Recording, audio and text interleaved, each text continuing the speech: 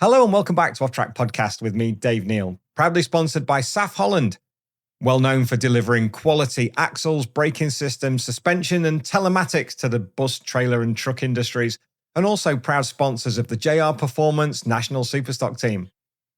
In this episode, we sit down with Bimota by Kawasaki man Alex LOWES. We catch up with the younger of the LOWES twins to find out exactly how the season's going on the new Bimota, how he's feeling about his role in the championship at this point, and his hopes for the rest of the season and beyond. If you enjoy what we do, make sure you like and subscribe. But that's enough from me. Let's get on with it. Ladies and gentlemen, Bimota by Kawasaki's Alex LOWES. Enjoy. Let's start that then. I can start. Go on, then you do it. So yeah, Alex LOWES from the Bimota by Kawasaki Racing Team. I didn't want you to have to try and say that and get it wrong, see. So yeah, I just thought I'd start with that. Mate, the worst thing is trying to remember team names, especially when the press officers sat there and you're like, you've got to get this right, and then all of a sudden you start tripping up. But at least I've started the camera, because with Jonathan I forgot to start the camera. So, but he was consummate professional, started again, but we're already going, it's great to see, mate. It's been a couple of years. Yeah, we're doing all right then, aren't we? We're in front already. We're ahead of the recording. We're recording, yeah. Yeah, been a few years. 2 years it's been. It's good to see you. Yeah, nice to see you. Things have changed a little bit since the last time we saw you. Now Bimota by Kawasaki. Yeah. Tell me about the change in the season so far, mate. Yeah, it's been a nice change. It was a little bit, I don't know what the correct word for it is, but obviously last year on the Kawasaki, my last year on the Kawasaki, was my best year on the Kawasaki. So really enjoyed last year. Lots of good races, lots of good weekends. We were sort of in the mix a lot, and we just seemed to really enjoy it. So I was a little bit sad, let's say, when not to be in green again, but also excited, on the other hand, about a new challenge. Been very fortunate to be involved in the early stages of development of the bike, which was good, and sort of developed it, then turned it into a street bike, and then we've managed to work really hard, get it into a race bike, and you feel part of the project. It's been hard work. It's bigger change than I thought, really. Obviously, still with the ZX10 engine and the inside the Bimota chassis, which is, you think, well, maybe it's not too much different. Electronics is the same, but it's felt quite a lot different. It's been a lot of setting different. How we had the bike set is different, which means you can't use a lot of data from the year before. So there's been different challenges, but it's been good fun. It's been new, and I find it really interesting, and we're getting better. Something I like is you can if you do what you've always done, you'll get what you've always got. So now to have a new, fresh challenge at this point in your career, to reignite the fire and to go, okay, well, this is a bit different. We're not doing the same thing week in, week out with the previous model. Now we've got something new. Now you can throw yourself into it, and it's another challenge for you. Yeah, another challenge, and that's why it meant a lot to. Once I knew last year was going to be the last one with the Kawasaki, or me on the Kawasaki, I sort of had put more pressure on myself. I enjoyed it, and I wanted to finish the year strong. To now, obviously, start into this new project, and I always feel like I've got good motivation. Last year was arguably my best year in World Superbike, but it certainly added something else to it. You feel a bit more responsible to help develop the bike. I've got a lot of experience now, so I can pass that on. I'm still fast, I'm still riding as good as I have, but I can use the experience I've got to maybe shortcut a few things with development of the bike and really push for what I believe is what we need to be competitive in World Superbike. So yeah, it's been a new challenge, but it's been interesting. It's been good. Hard work for the guys, engineers. It's been, you can imagine, it's World Superbikes is as tight as it's ever been, I think. You've got the two guys at the front and make it look, but depth of field, depth of riders, depth of bikes, and teams putting effort and money and development in. It's really hard to look different and pull away from that middle group. So it's it's going okay. Steve English said that earlier on. If you take Toprak and Nico out of the equation, the racing's incredible. Yeah, it's really tough in that 3rd to 10th group, with some serious doers in there. And you're probably, over the last couple of seasons, in the best form you've shown in World Superbike since 19, I guess. Yeah. Because the maturity is coming in, the experience is coming in. So that consistency now to the new manufacturer, it's come at a perfect time for you. Yeah, it has come at a perfect time, because maybe if 6-7 years ago I would have not been mature enough to understand that some weekends we're this year especially is it's important to be realistic. Obviously, every race weekend you always try to do the best you can. That's a given, but you need to be realistic at certain race weekends where it's not happening. Really try to understand why it's not happening and what the guys can improve on the bike to help them next year and in the future, because the long-term target is to win, obviously, in World Superbike. So, yeah, come at the right time. I think like I said, I'm fast as I've been, and I've got a lot of experience. I'm the perfect person to help them try to improve the bike and the project going forward. How's the project developing now? We're kind of just over halfway through the season now in World Superbike. How much more development do you see coming into this season before we drop into 2026? Yeah, it's quite hard in mid-season and in-season development with the way the rules and regulations are. It's quite tough, and unless you get a lot of concession points, which you have to do quite bad actually to get a lot of points, and we're doing okay. It's kind of punishing you for doing well, isn't it? It's sort of punishing you ish for doing well, but at the same time, that there's many things that are restricted. So during the season, we can't really. You can make steps forward in understanding a base setting of the bike, which we are improving all the time. And all the partners around the show where they're always trying to improve. Electronics is a constant development in World Superbike, but we've made a lot of good steps, I think, now from the start of the season to now. And I think if we can continue that, sort of, let's say, keep that and keep.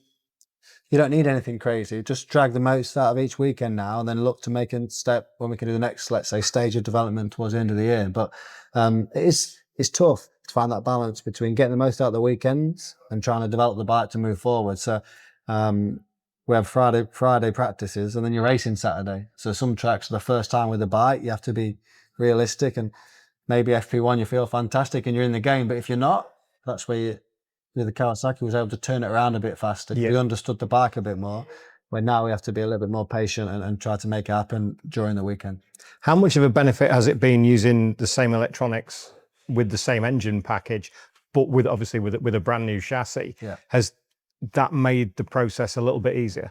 Yeah, certainly made it easier. I think it makes it sound a bit more simple when you say, same engine electronics, because most people that bring a new bike out would use the same electronics. Yeah. Anyway, electronics is a constant development. If BMW brought a new bike out, it would be the same electronics. So people say, what have you changed then? Well, actually, any new bike, Honda bring a new bike, it will be the same electronics. So we just talk about engine electronics packaged together because it's obviously, that's what's relevant. Yeah. And the engine is it's made it easier, because if you had to get used to a different character of engine as well as the character on the chassis, obviously that changes stuff again. So it is a little bit more simple, but then sometimes being closer is worse, because you're looking for a feeling that you had on the Kawasaki, but then, like we said before, that you don't want that feeling, because that feeling was already at the limit of what we could achieve. So if you just get that feeling, you're going to get the same results and find the same limitations that you had. So we don't want to make that mistake, and we want to try to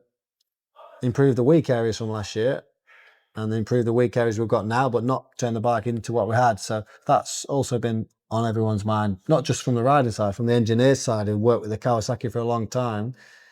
You go back to what worked, but we need to be careful not to do that, because we're trying to go backwards to go a couple of steps forward. Because it is a new project. It's not a Kawasaki. It is a Bimota, and that's the whole idea of moving everything forward. What are the strongest points on the bike that you found so far? Strongest points are the way the chassis is, the combination.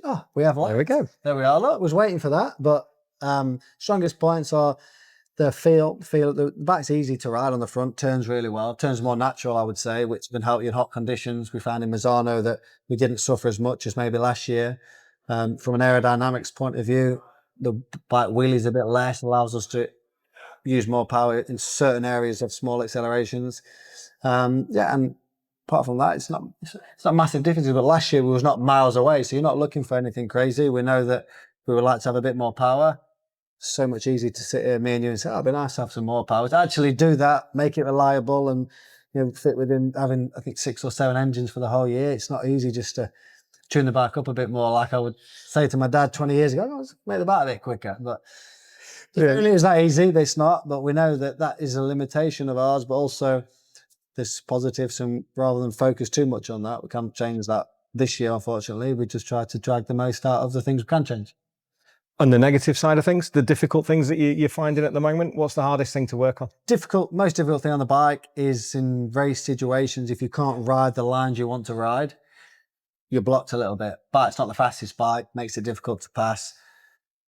People always used to say, oh, if the bike's not fast, you can, like MotoGP, let's say, over the 20 years, oh, the Yamaha's not the fastest bike, but it handles the best. So you're just passing the corners. The reality is no one goes slow in the corners now. So if you've got a slow bike, just makes it more difficult to in a race situation.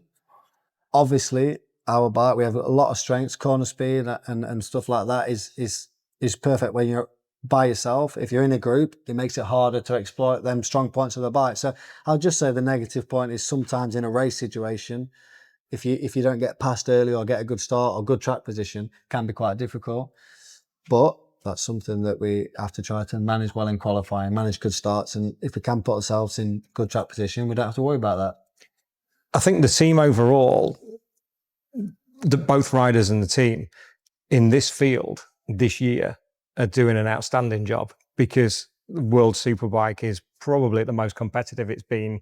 It's always competitive, but this year it seems to be that little bit more. There's lap records going, like you say, the battle for 3rd to 10th is so strong. So to come into the championship and be taking a podium already, congratulations on that, by the way. Thank you. It's showing that the green shoots are sprouting fairly quickly. Yeah. It's always hard. In racing, the reality is, no matter how well you do, you want to do better, unless you're the guy that's winning every week. And even then, he's worried about losing the next race, so he's trying to get better. So you're always looking for the next race, but if you take a step back and you analyse the first part of the year, to come in, I don't think people understood the change. You know, it wasn't just plug and play with this bike, because it's completely different to last year.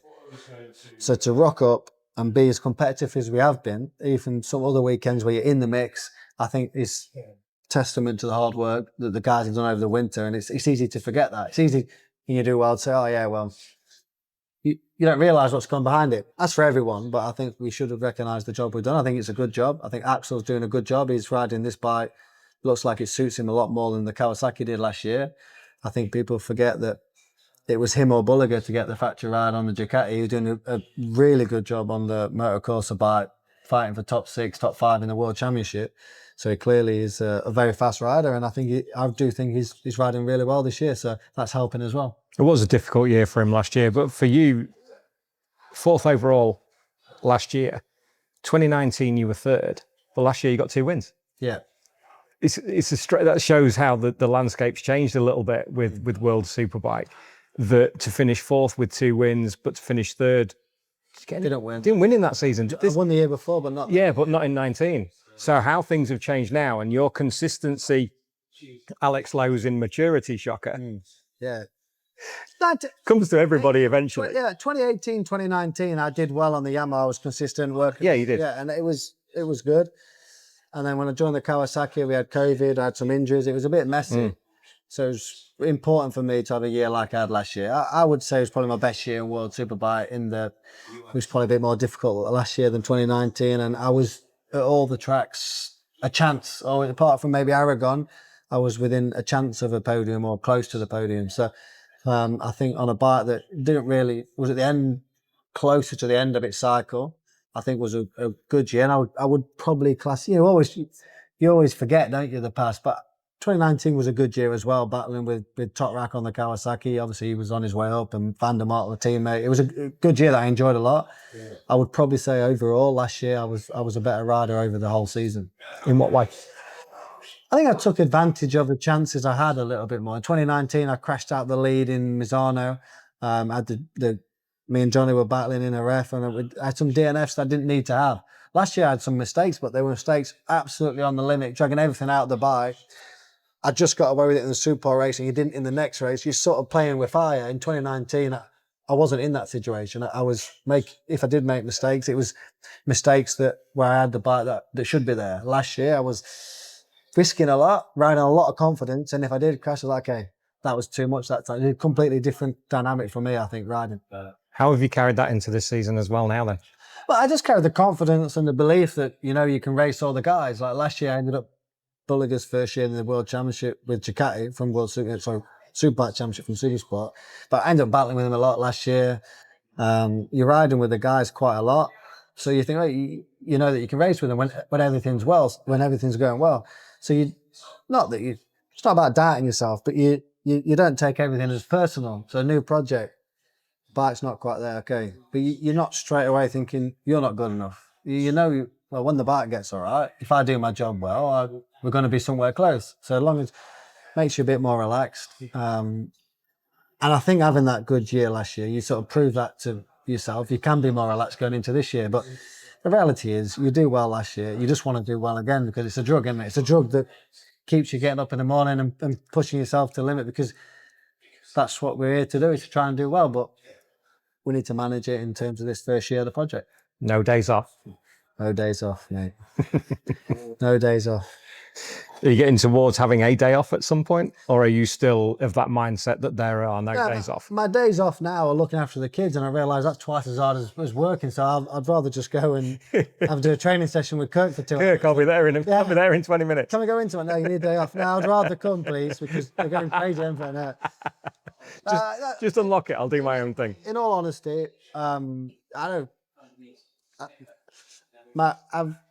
my life's changed a lot in the last years, and I value my time with Karine and the girls massively. I'm never going to get that time back. The kids are young, and I certainly don't want to make the mistake of using racing and training for racing as an excuse not to spend time with the family. I'm in a position very fortunate position where I can do both. Yeah, I can make sure I'll be the best dad I can be, and as long as if I get up in the morning, train early, and can't wait to get back and try to spend the time with them. I don't have to go to work Monday to Friday, 9 to 5, and I'm in a luxury position where I can do both. And I put the same effort into being a good dad as I do the racing, because I think that's the only thing you know how. I'm not very good probably, but I do my best.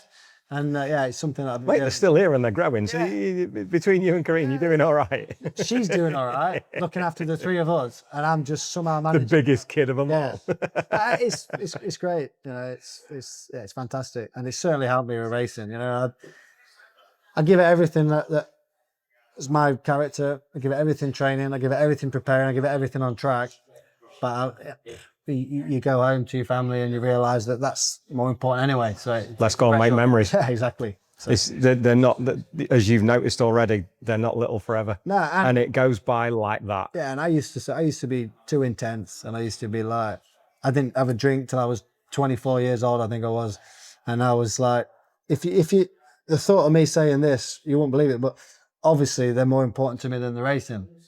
But you can't say that. It means No, you can. I can, because that's 100%. reality. Doesn't mean I'm going to go out tomorrow. I'm going to try as hard as anyone, and I'm going to give it everything I've got to the last apex on Sunday afternoon, more than anyone else, I think. But it doesn't mean that they're everything, and racing's amazing. If I can do well for them, then fantastic. But I think that balance, for me anyway, has made me a lot better. Family first. Yeah, family first, and racing a really, really close second. Really close second. Really close second, but family second. First. Yeah.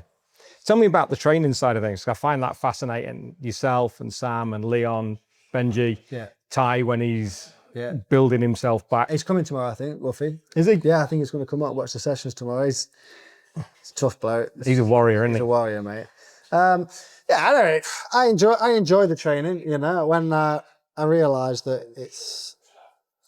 Obviously, I left school, went to work with Dad, and I know, let's say, what it's like to get up and go to work.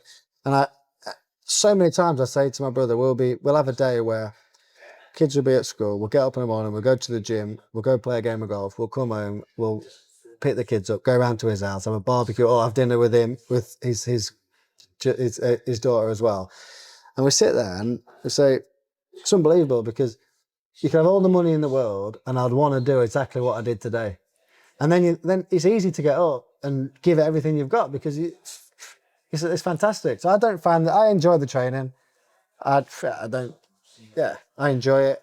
I like to try to smoke the lads, give them a hard time and do my best, but everyone does. But I try to, I work as hard as I can. Nothing else you can do, is there? It's an incredible balance, and it's so brilliant to hear that from a motorcycle racer, to go, do you know what?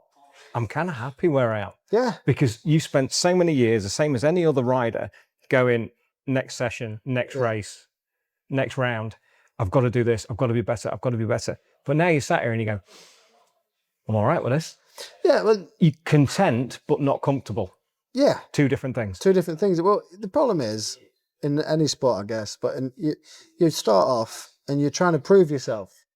You're trying to, every time you get on the bike, trying to prove yourself, trying to prove that you deserve this ride or that ride or the next ride. And you realise, well, no one cares anyway. So you just got to prove it to yourself. You just got to do the best for yourself. And I was always trying to, my dream, the Sam's dream, was to try to race bikes for a living and not go to work with Dad.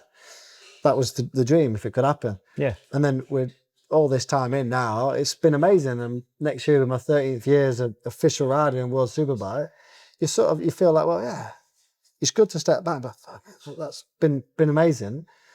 It don't mean you're trying to, you're still desperate to do better, but I think having the perspective of it is what you can't have when you're younger, but I wish you could, because it's impossible to appreciate it as much. And then it's only when you get older, you're like, this is great. And if you could do that at 19, you'd be better, but that's being in the moment. Yeah. Because one of the questions I ask some of the more experienced riders, and it always elicits a really deep answer.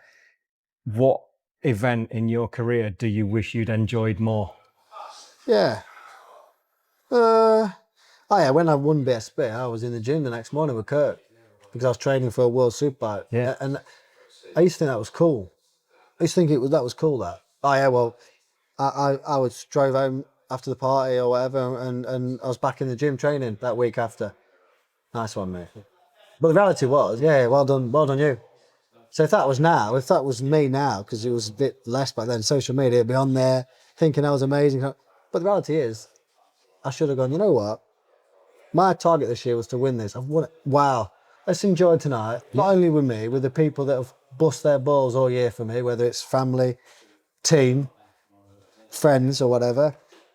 But you don't. And I didn't. And I think that's wrong, mate, because it's not fair to do that. Because if I wouldn't have won, I'd have been crucifying myself for not winning. So you crucified yourself for winning? For winning. It's a weird perspective, isn't it? Yeah. Psychologist guy told me I've had a lot of help over my career with that, and he said you think of yourself as a little statue, and every time you do something wrong, you beat yourself up. Just take a little knock out of it. Well, if you don't tell yourself when you're done well and polish it and look after it, you're just going to be left with nothing. And it's so true, because we do just beat ourselves up and just try and train hard, and it don't work like that. If you do well in a particular weekend, then you have to enjoy it. But that's where we found a good balance with my wife, with Sam, is that if we do well now, whatever it is, we'll enjoy it. And even if we don't do well on Sunday night, we'll enjoy it anyway. Because why not? Because you're not clocking in and out, are you? Exactly. It's certainly. I love that for both of you, because you've over the years, you've both given it everything. It's been super intense. The focus has always been there, but you can only see that as you get older. Yeah. Hindsight's a wonderful thing, but you're using that now to go, actually, this is where I am, this is what I'm doing. And you're all of a sudden becoming arguably the most complete rider that you've ever been. Yeah, I am now, but some people probably find that earlier. My downside was pushing too hard, being too intense, thinking everything mattered, and getting older and actually wanting stuff slightly less has actually brought out a better side of me. But it doesn't always work for everyone. But no, that's why. No, it's only you that's in this interview. And that's why it's, for me, I'm definitely in the best moment I've been in, and I'm in a moment where I can enjoy it. I enjoy it. Not saying you don't need to do it, but I enjoy it now. I can't wait to get to the race. I can't wait tomorrow morning to ride out of.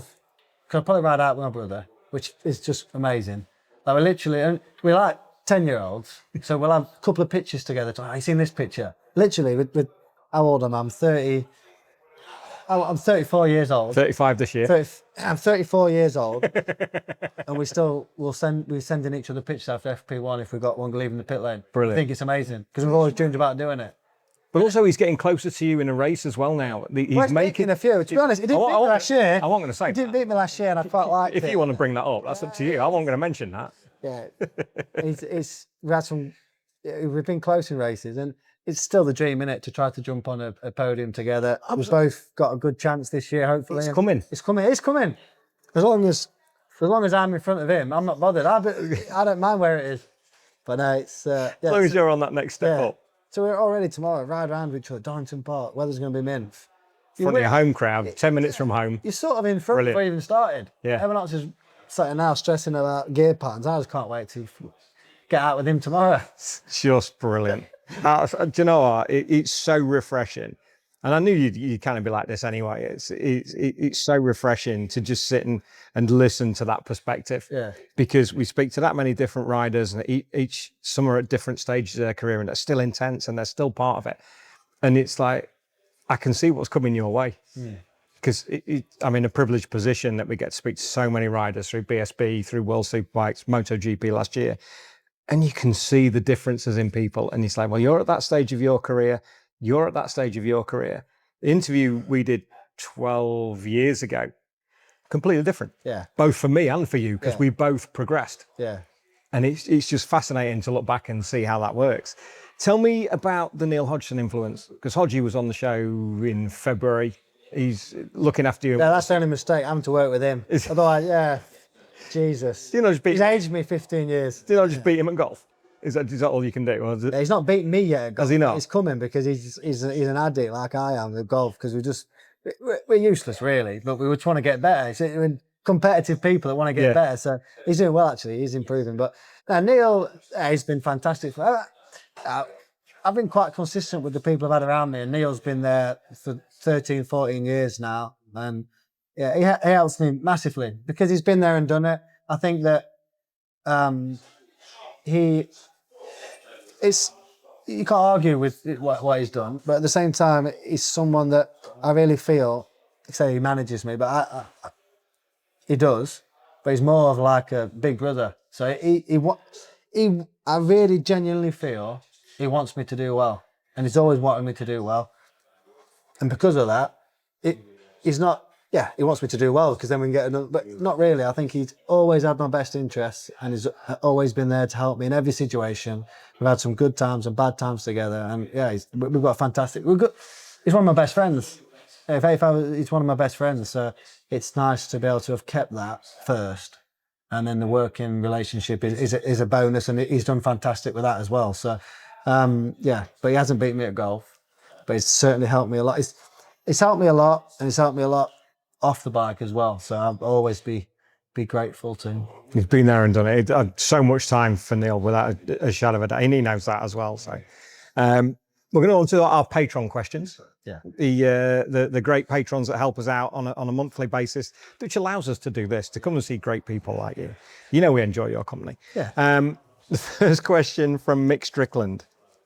Who's the best at golf, Alex or Sam? Well, I'm better than him. Yeah. Right? Yeah. So that's, I think... Based on right now, that would be a fact. So we can argue with that, yeah. But we're similar, but I'm a 4 handicap, he's a 6 handicap. So right now... Well, that's not shabby. You said you were shit. No, but compared 4 and 6 on a handicap compared to being a doer, though, it's not... What's a doer? Yeah, semi-doer. I'm a semi-doer. But he does beat me sometimes. We're quite close. But I would say in general, in the last 100 rounds, I've beat him more than 70% of the time. So it means I'm better. Yeah. No. But you know what? The reason I'm really better is he can't Statistics. Statistics, but he can't putt either. So. Oh, can he not? No, he's bad at putting. So if you're a good putter, you've always got half a chance. You're always going to make it work from there. Brilliant, mate. Thank you very much. Andy Dickinson. Alex, a question from my daughter Lily, who's a massive fan. How competitive are you with Sam, with you both being in the same paddock again? It's genuinely heartwarming to see the way you both share in each other's triumphs on the cool-down laps. Keep up the good work and best of luck for the rest of the season and beyond. Yeah, competitive. Competitive in terms of, I want to beat Sam. It's hard to explain in many ways, is that I want to beat Sam, but I've always wanted to beat him at whatever we do. But then the pleasure you get from him doing well is like the same as you doing well or more. So I want to beat him, but if I can't do well and he does well, I'm well happy. So, and you don't get that from other, if your friends do well, you're happy for them. But Yeah. it means everything to me for him to do well. Sometimes it's I almost enjoy him doing well more than me doing well. So that's hard. It's we're unbelievably close. Like, people don't understand how close we are. We do everything together. So obviously I'm happy if he does well. But on a Tuesday after the race, if I beat him, I will let him know. That's the reality. That's how it is. That's how it is. Yeah, that's how it's always been. I find the same with Tim and Tom Neve as well. They support each other massively. It's the twin thing. It's not just the sibling thing. Yeah. It's the twin thing. You're so connected that you go through the good times and the bad times together. But Sam's older than me 2 minutes, but I feel like I'm his older brother in some ways. I try to look after him. But if it's the Goddard on the last lap, I'm trying to pass him no matter what. He's having it, isn't he? He's having it, yeah. That's it. People always say that. I say, well, I'm going to try and pass him, aren't I? You're not going to go after you. After you, no, but if the pass is on, you go for it. If the pass is not on, you don't. But, that's exactly it. Or you open the door. So, yeah. You nudge it open. Yeah. So I'll send him a message like, if Mizano, who was stronger than me in the first race, he was catching me, and then I'll just send a message, beat you. Like, there's little bits, and like, we enjoy it. We enjoy it. It keeps it going, doesn't it? It's brilliant. Thank you for that, Andy. From Simon Breeze, how is the Bimota living up to Alex's expectation, and is the speed of development going fast enough? Yes, I think it is. I think it's not down to them. I think it's within the regulations we've got. I think we're doing a good job on improving what you're allowed to improve. Yeah. Hopefully, a lot of what we learn this year will be a step up for next year. And to my expectations, I didn't have too many expectations because I sort of knew the bike from the start, so I sort of knew what was how it was. But I would say yes. I feel like maybe if people think it's not gone well, they didn't understand the challenge we had, because I think it's gone really well. I think we're similar to where it was last year straight away. I think that's impressive. So internally within the team, we've been quite happy, and I've been quite happy with where we are. It's not like we've turned up and we're back around in 15th place. We're here this weekend and we're in the mix. Yeah. So I'm happy with it. You'll be challenging for podiums this weekend. Yeah, exactly. Did you get second and third last year? Second and third last year, yeah. So exactly. There's your target. Exactly. There's your target. And one last question from Simon. What's the one single noticeable change riding under the Bimota brand as opposed to the Kawasaki? Ooh. One single noticeable change, apart from the colour of the bike. It's pretty, isn't it? Yeah, it's pretty. I like it. Quite a lot more media to do to explain the whole new project.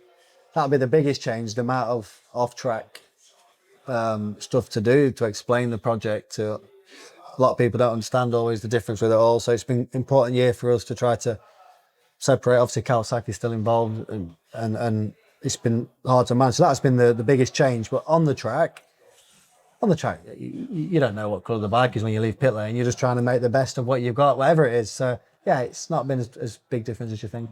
How much do you enjoy the media side? Because I know we saw each other a couple of years ago, and you were doing a little bit of work for the TV at the same time, because was it before were you injured? I can't remember. I was just doing odd weekends. It was alternate weekends, wasn't it? It was. I did a few of them when they had someone missing or someone was doing something else, and Sam was there anyway. So a lot of times I was going to watch Sam in the Moto 2, so I was doing the bit of commentary. It was quite good. Do I enjoy it? Yeah, I enjoy it. Is it something you could do? Do you enjoy it enough to pursue it in the coming years? Yeah, I enjoy it. This is a time to let people know. Yeah, no, but what I enjoy the most, which is weird, I think, is that I enjoy trying to help the people watching understand and enjoy what we do, because it's great what we do. I think, obviously biased, but we're a very minority sport that gets labelled as dangerous, but people don't really understand the people involved, and the feeling you get when you ride a bike is fantastic. And I always feel like if I can portray what it's actually like to someone, then I feel that's my job to do that. And from the media side, in terms of from the team setup, if we don't promote the team, promote the bikes, promote motorcycles in general, motorcycle sport, we don't get to go racing. So I I've never looked at it any other way than that. And I've always found the media's been fine with me, and that's it. And it is the coolest sport. Yeah. I wouldn't be doing this podcast and podcasting for the last 12 years if it wasn't. Yeah, exactly. Because it's great. Because you get meet great people, the great insight to it, and telling the story. Yeah. Because everybody's got a story. Stories. But we can't share those, can we? I can't share all the stories. Not until you've retired, and most people aren't here anymore. Yeah, we'll save that one. Yeah. What from Chris Turner? I think we've covered this one fairly well. How influential has Hodgie been on your career? Yeah, a lot. It's been influential a lot, and you'll have to ask him a bit more. But I think he's enjoyed it as well. The ups and downs have aged him a few years as well. But we've had some really, really nice moments together when we've done well. And he's been a good influence. Good bloke. I feel like this sounds strange to say it, but he's transitioned into not racing really well. He's not trying to say, I was world champion 20 years ago. He was, and he was fantastic. And now he's at the other stage of his career, and I think that shouldn't be taken for granted, how he's been able to do that as well. It's a sign of he's a decent bloke. I think you're benefiting from the Roger Burnett school of rider management. Yeah. Because Neil was there all through his career and learned so much from Rog. Yeah. And Rog is still around now with Ryan Vickers. Yeah. But he's taken everything he can, and from Colin Wright and people like that. I said it on the podcast earlier.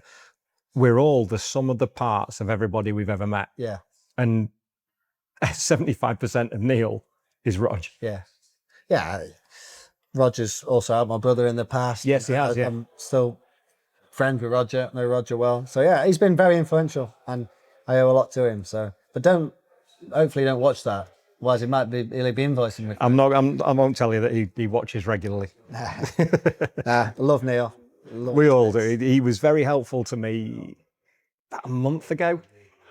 With a few things going on, and he was back in the village. So I live in Barrowford now, not Gainsborough. So he was playing Nelson Golf Club, and he messaged me from my local pub saying, beer time. Yeah. Within half an hour I was there, and it made me feel so much better. Yeah. We had an amazing night out. Yeah. It's such good fun. Take the handbrake off, Dave. Quality. Take the handbrake off. He's quality on a night out, isn't he? We had some fantastic nights together. Such good fun. He knows how to party.